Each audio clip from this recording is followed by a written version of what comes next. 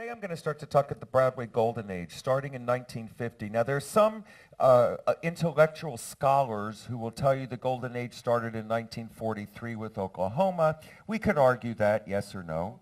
What I'm going to do is say, for our point of discussion, let's say it really starts at the end of 1949 and goes all the way to 1969, which is 20 hefty years of musical theater entertainment. So, why was this the Golden Age? Well, first of all, the book and the musical. And when I refer to the book, that's the script. They were now totally integrated so that when the lyrics were sung and the story was being told, what the characters were singing was truly part of what this story was about. The characters sang this music that told their characters, and if you turned on the radio, all of the top 40 hits, or a large portion of them, were associated with Broadway musicals still. But now we have this emerging group. In the upper left corner is Frank Lesser. He is the son of a very, very established classical musical family who looked down on him as a two-bit songwriting hack, his brother being a world-renowned concert pianist. And he has written lots of music for Hollywood. He has just won an Academy Award for a song called Baby, It's Cold Outside. And he is going to write Guys and Dolls, and his family looks down upon him for the reasons I just shared. The choreographers become extremely important in this time period. Bob Fosse, top right, begins his career. Agnes DeMille to the left, far left Michael Kidd, far right Gower Champion, and the guy in the center is one of the most hideous human beings to populate the Broadway community for the next 15 years, and that is Jerome Robbins. Jerome Robbins was a very egotistical, self-centered, all-about-me kind of a guy. He had very left-wing thought processes and was very involved with the Communist Party and rallies during his youth. Ed Sullivan, who is an informant to the FBI for people in the Broadway community who had ties to the Communist Party, goes to Jerome Robbins about 1951 and says, either you go before the committee and name names, or I'm going to tell the world about the affair you're having with Montgomery Clift. So Jerome Robbins, sort of thinking more about his career than anything else, decides, okay, I will go before the committee and name names. Two of the names that he names are Zero Mostel and Jack Guilford, which ends the career of Zero Mostel for 9 years, and he becomes a house painter. Jerome Robbins also, in the way he manipulates the business, starts a trend that's really very important for choreographers at this point in time. He writes things into the script that must be done in any professional production that is associated with him. And to this day, if you go to see a great number of productions by these renowned choreographers, it says, based upon the choreography of, and their estates get a residual for that. So Jerome Robbins started this, but he started it in secrecy when his creative partners knew nothing about it. And when I get to West Side Story, I'll explain a little more about that. So keep in mind, Jerome Robbins, one hideous guy. But The King and I almost never happened. Gertrude Lawrence, anybody know who she was? Yeah, Gertrude, we talked about her yesterday a little bit. Gertrude Lawrence was this great musical theater star of the British musical theater world. She also was a phenomenon when it came to how she and Noel Coward did things together. As was the custom at the time, music from the musicals quickly got on the radio. And because they had to create a love story, they did it through the stories of others, and they did it through the story of this young slave couple. And this is one of those really beautiful love songs from The King and I.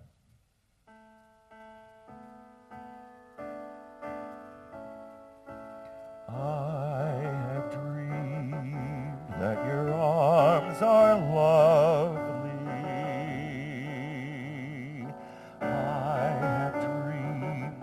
What a joy you'll be. I have dreamed every word you'll whisper.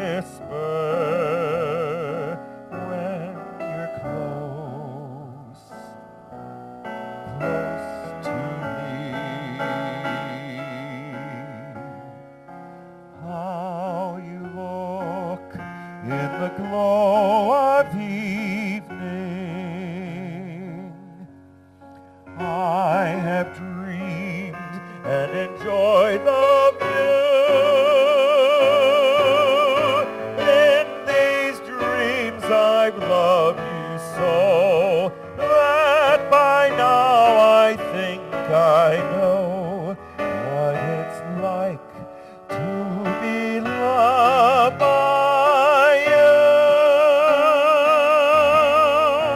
I will love being loved by you. So, there had only been one other musical about labor relations, and it was written about 15 years prior during the Depression, funded by the WPA, and a theater company controlled by Orson Welles and John Houseman. It was called The Cradle Will Rock, and the FBI thought it would create riots in the streets, so they chained the theater and wouldn't allow it to be performed. Pajama Game is a musical about labor relations. And Hal Prince, who was an assistant stage manager on Call Me Madam at the time, reads this book, is approached by his friend Robert E. Griffin, and they go to Freddie Brisson, and the three of them decide to stage this musical. Now, they thought this was really risky. After all, it's about a strike in a pajama factory in Iowa. And they thought, you know, the last time this happened, who knows? So they do something that was very unusual for 1954 in New York. They opened a musical in May. Now, in the summer in New York, you've all seen The 7-Year Itch, right? Remember what happened? The husbands put the wives on the train to go out to the mountains or the shore or whatever because the city was hot and unbearable. And their thought was, well, if it's a success, everyone will be talking about it all summer long. If it's a flop, they'll forget about it, and they won't talk about it at all. And they were so challenged for money, Hal Prince took the job as stage manager, and Robert E. Griffith took the job as the assistant stage manager because they got this thing produced for $250,000, which, I mean, that was money, but it's not like $20 million today. So one of the things that musicals did at the time was you wanted to make sure that you had hit songs on the radio. Well, like in the story Guys and Dolls, there were 4 hit songs on the radio. King and I, you had 4 hit songs on the radio. Pajama Game had 2 hit songs on the radio. This one was actually recorded, was a gimmick song. The idea was the lead character, who's the manager of the plant, John Raitt, is going to sing a duet with himself by dictating it into a dictaphone. That was new technology at the time. Do you remember how dictaphones worked? They were reel-to-reel tapes. Do you remember what used to happen to reel-to-reel tapes? They snagged, they got caught, they broke. So they always had to have somebody in the wings who could sing with him enough to make it be like it was truly John Raitt. Well, does anybody know who recorded it 6 weeks ahead of opening? Rosemary Clooney. And it became a very famous recording of hers, and people really wanted to see this Pajama Game. It got great reviews. And the other musical song that was on the hit parade was Hernando's Hideaway. But this, of course, is the very famous song that Rosemary Clooney helped make famous.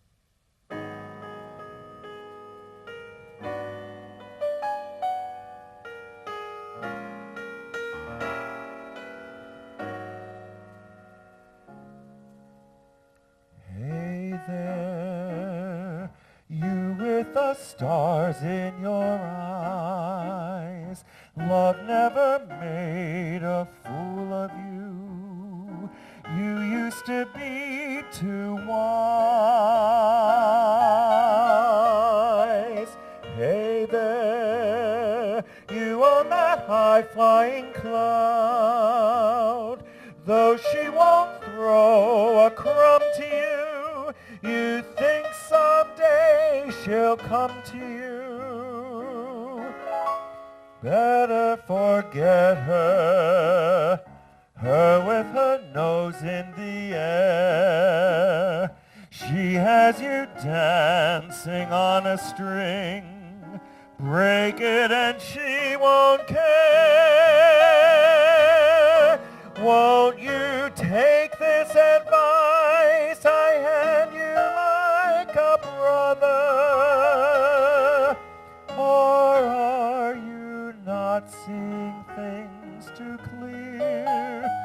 Are you just too far gone to hear?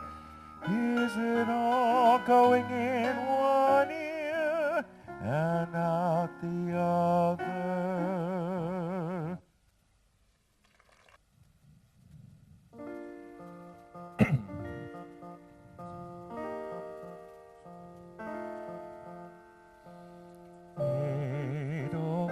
Edelweiss, Edelweiss, every morning you greet me, small and white, clean and bright. You look happy to meet me. Blossom of snow, may you bloom and grow, bloom and grow forever. Edelweiss,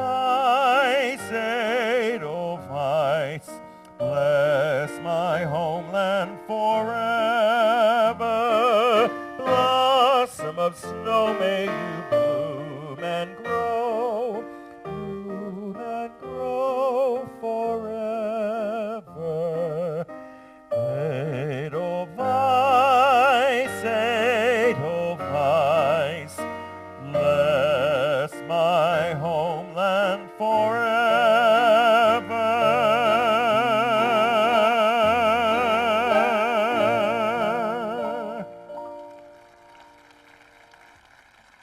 Thank you.